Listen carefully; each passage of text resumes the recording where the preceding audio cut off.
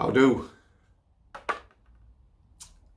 Firstly, we now have a channel phone number. Yeah, I've got a burner phone, pinned comment on today's vlog, and in the description forever. We now have an email, therealporridgepodcast@gmail.com. I've realised a lot of you, you don't want to be sending emails and that. There is now a number to message. The phone's set up for WhatsApp. Get in touch, tell us who you are, and we'll get back to you. All right, guys. The following vlog today, the whole point of this vlog, it was a tough question. Somebody asked me about basically people being killed in prison by prison staff. The point of the vlog is, ultimately, investigations and the integrity of investigation starts at the top. Number one, governors. I've worked with some very good governors. Investigations have been done on their watch and they've been done properly. Yeah, no evidence going missing or anything like that. I don't see why evidence would go missing anyway, other than for obvious reasons, if it's critical to an investigation.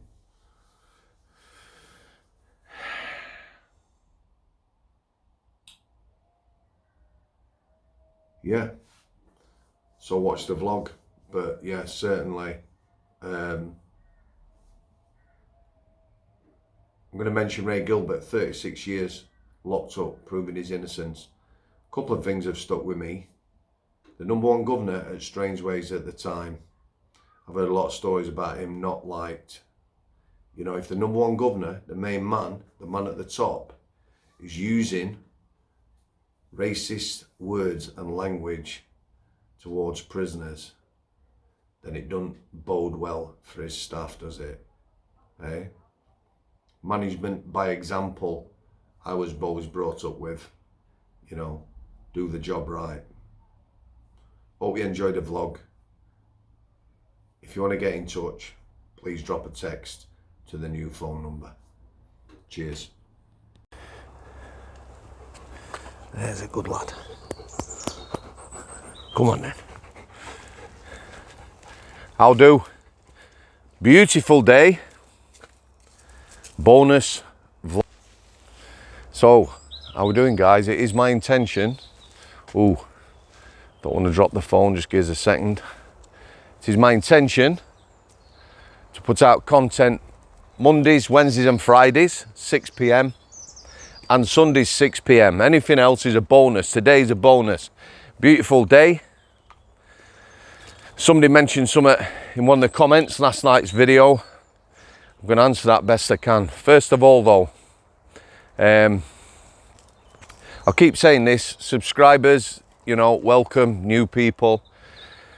Fantastic support for guests, this channel. The comments, messages of, just super supportive. So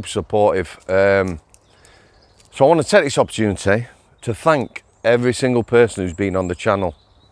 Yeah, pretty much everyone who's been on the channel has issues in their life, problems, ongoing mental health, from childhood trauma and the like. It's not about look at me. I'm on YouTube with them, most of them. It's trying to unload. I need to put this out there. I need to be done with it. I need to move on in my life. So thank you to all the guests. So there were two comments. One of them, again, most of the negative comments, no one says anything, no one takes them on. There's no point in doing that, is there? But it was talking about one-on-ones. Yeah, which is, fights. Marvin asked me, Lee Marvin, situations are few and far between. Some prisoners will ask you to step into the cell. For me, no percentage in that. I have had one lad who said to me, we're having it. I says, all right then, this was during association on K-Wing. I said, get in the cell then. He walked in the cell and I shut the door and locked it. Yeah. He weren't very happy. No, he wasn't very happy. However, at the end of the shift, I went and I spoke to him. I had a look in the flap. I said to him, sit on your bed, lad. I'll come and have a chat. I've got someone with me. Shot the bolt on the door.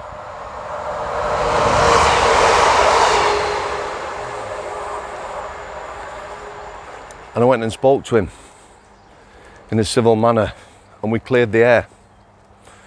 That's one thing, you know. I'll tell you now again, there's not many prison officers that are tough, that would go in a cell with someone, you know, if prisoner give it that sort of invite. Not at all. Way more prisoners, way tougher than staff.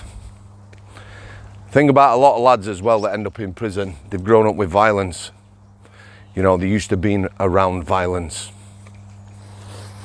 The second thing, quite a controversial subject.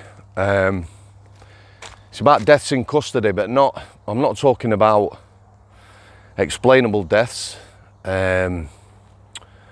suicides and the like, drug overdoses. I'm on about deaths related to prison office, the prison service, as it were. You know, you can only comment on things you've seen. It's a very difficult one, that. I can relate to a few things. I've obviously heard stories. I've known one lad, used to work in the segregation. Yeah, he retired a long while ago, telling everyone, including myself, about how they had a little table so you could knock the most people out. Now, I'm not talking about me and you stood face to face, you know, having a fight. I'm talking about blindsiding people, yeah, snidey punches. Pretty much everyone I ever met in the prison service, bar a few officers, if I was given the opportunity to get them a punch in the face and they didn't know it were coming, they're going down. You might not knock them out. It takes a lot to knock someone out, but they're going down, yeah? Same with me. You know, someone catches you, you're going down. It don't matter how big and tough you are. It happens. So what I will tell you, I was part of an investigation myself, yeah? And for me, this is how it should be done. When I worked in the private sector, because private sectors are prisons for profit, it's a business, the Home Office does all investigations, yeah, as an independent body, and rightly so. So the investigation I was in, quite a lot of staff. I think there was something like, I don't know, maybe 20, 25 witnesses, witness statements, interviews to be conducted, and at that time, maybe 5 or 6 staff suspended, me being one of them. So the guy who worked for the Home Office was asked to do that investigation as quickly as possible. 6 staff was a lot of staff to have off. Most of them staff were from the segregation. 1 month later, I gets a letter.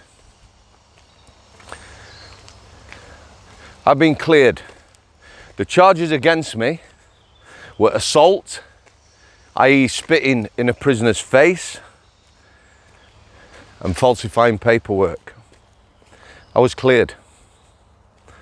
2 people were found guilty. One of assault, kicking a prisoner in the head, I'll explain that. And the other, assault and falsifying paperwork. The other 3 or 4 lads also got found guilty of falsifying paperwork. So the lad who kicked the prisoner in the head, tragic this, he was an absolute cracking manager, shift manager, Oscar 1. The lad's on the floor, we're restraining him, he's kicking off. He's been on hooch, he's come round after, violent, drunken violence. The manager has side tapped him with his foot. Yeah, not hard, tapped him. Oi, Smithy, pack it in a couple of times. That's what he did. A manager who saw this, who didn't like him, said he kicked him in the head, which technically he did. That lad eventually got the sack.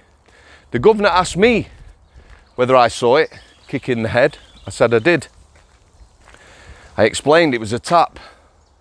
He said, you know, was it malicious? He says, not at all. He knew him.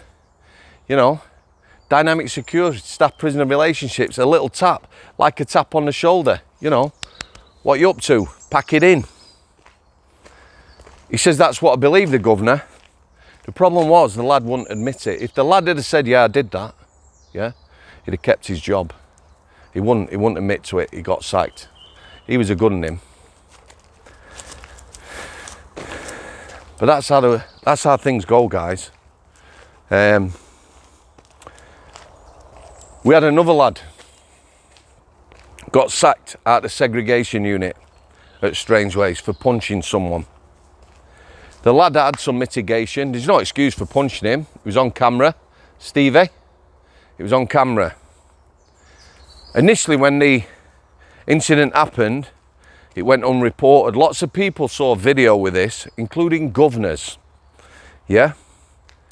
I'm not quite sure how it came about. But when it came out, this lad went, yeah, I punched him.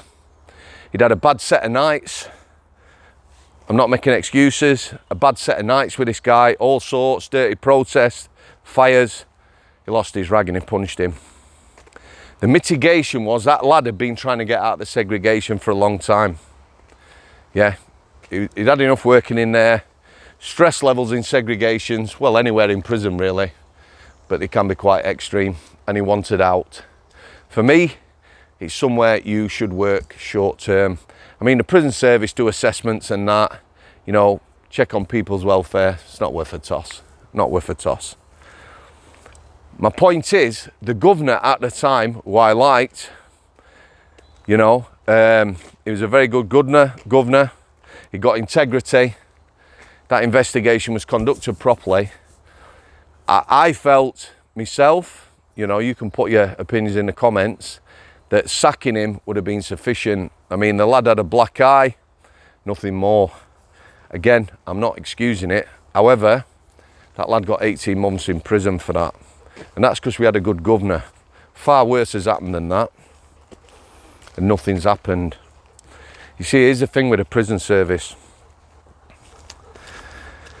Somebody gets a bad beating and ends up in hospital. They have to have one of the major organs removed. Come on, Stevie, you all right? They have to have a major organ removed. They've been beaten that bad. When that person returns to prison, if this did happen, the two staff that give this lad a beating, a bad beating, can't cover that up. Stephen, come out. Here. Oh, you little bugger. Excuse my French. No, don't even think about going in there, lad. Sorry. Serious note, yeah. Steve! No, come on. This way. They can't cover that up. It needs people to be, you know, to back them up all the way up to the number one governor. You see, ultimately, number one governor's responsible if something happens in a nick. They can cover things up.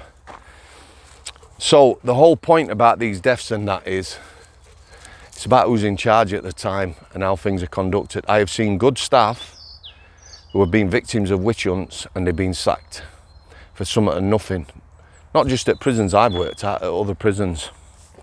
Yeah, if they want to get someone out, they'll get you out, and then it's up to you to try and get compo or prove yourself innocent.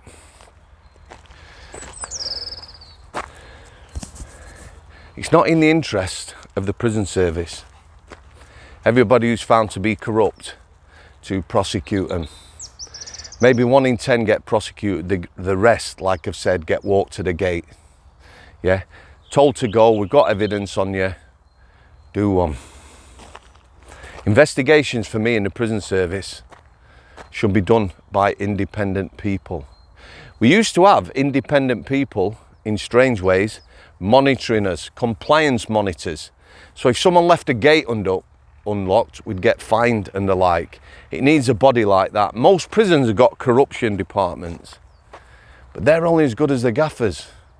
You know, if a gaffer used to work in a segregation unit and beat people, and he's then looking into his staff, so that's a lot of people see it, you know, we're all in the same team, yeah, beating people, he's not impartial, is he? Or her. We'll leave it there, guys. Email, yeah, and we now have a phone number. Just let me explain about this phone number. I perhaps should have put this at the beginning. I'll keep mentioning it. Marvin and Kira, if you're new to the channel, I've interviewed them both. Their lives are something else. There is a playlist, all the interviews I've done with Marvin and Kira. We now have a burner phone, yeah. There will be a number for people to text. So if you want to get in touch with the channel, you're not comfortable with sending emails, you're going to be able to text this number. It'll be in the pinned comment tonight. It will be in the descriptions always, and I'll keep putting it in the pinned comment and mention it over the next couple of weeks. Stevie, come here, bad boy. Come here. There you go. Good lad. There you go. Cheers, guys. Thanks for coming. Al City.